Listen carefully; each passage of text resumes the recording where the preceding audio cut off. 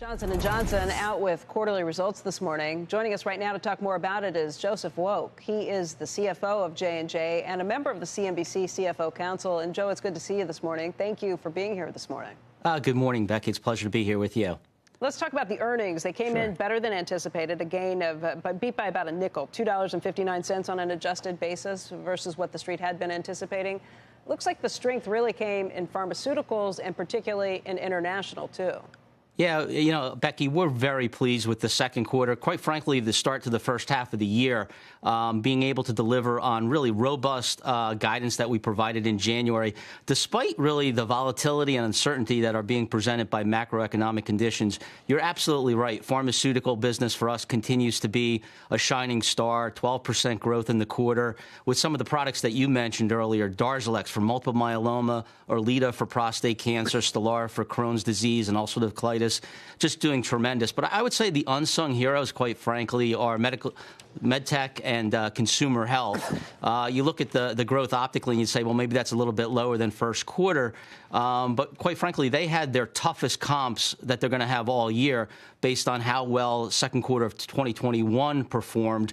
And then you also have the dynamic related to COVID in China, which probably hurt growth by about 2 to 3 points in each of those segments. So we think we're managing through all the uncertainty. We were able to allocate our resources in a way that's still carved out, really solidifying our future, and that's a 9% growth in the R&D line.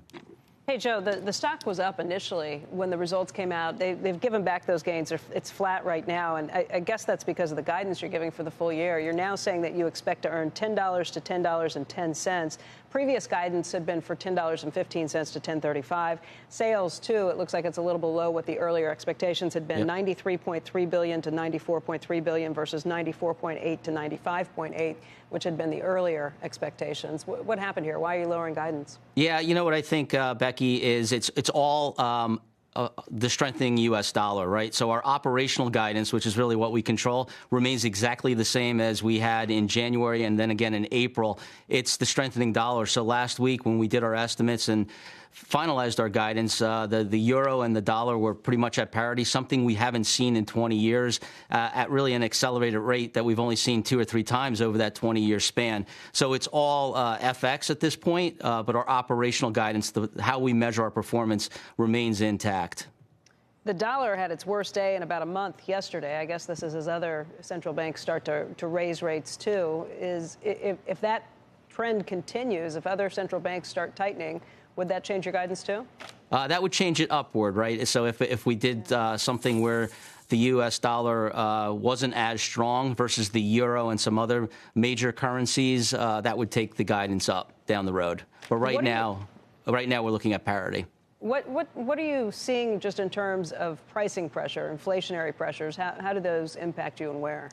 Yeah, so we had about a 50 basis point impact in terms of higher cost of goods. So our gross margins were down a little bit. We were able to manage the rest of the P&L with better resource allocation, perhaps raising the bar on the investment opportunities that we're looking at in order to manage that. I think that's, quite frankly, as a CFO, I think that's healthy. Every 5 to 7 years, we do have the opportunity, as we separate into 2 companies, a consumer health unit and a new Johnson Johnson, to kind of look at the infrastructure that we operate under and how we're going to support a company that's now based on 2 segments versus one that was traditionally 3. When you start thinking about issues that concern you the most, is it the dollar or is it continuing supply chain issues? Is it inflation? Which one of these keeps you up the most? You know, I think it would be the inflationary pressures. We did see some. I would say I think about those in 2 ways. The inflationary pressure relating to just the cost of input. So whether it's labor, whether it's materials, whether it's transportation, getting our products from point A to point B. But there's also, I would say, commodity availability. We experienced that in the 3rd and 4th quarter of last year. We do see some very positive signs that the availability of materials as well as workers are now coming to be a little bit more alleviated than what we were experiencing 6-9 months ago. But that's the one we continue to watch. The other thing that's critically important to us is to continue to feed our future, and that's really investment in R&D, making sure that we're able to create great innovation, new healthcare solutions for patients around the world. Hey, Joe, thanks for your time today. It's really good to see you. Thanks, Becky.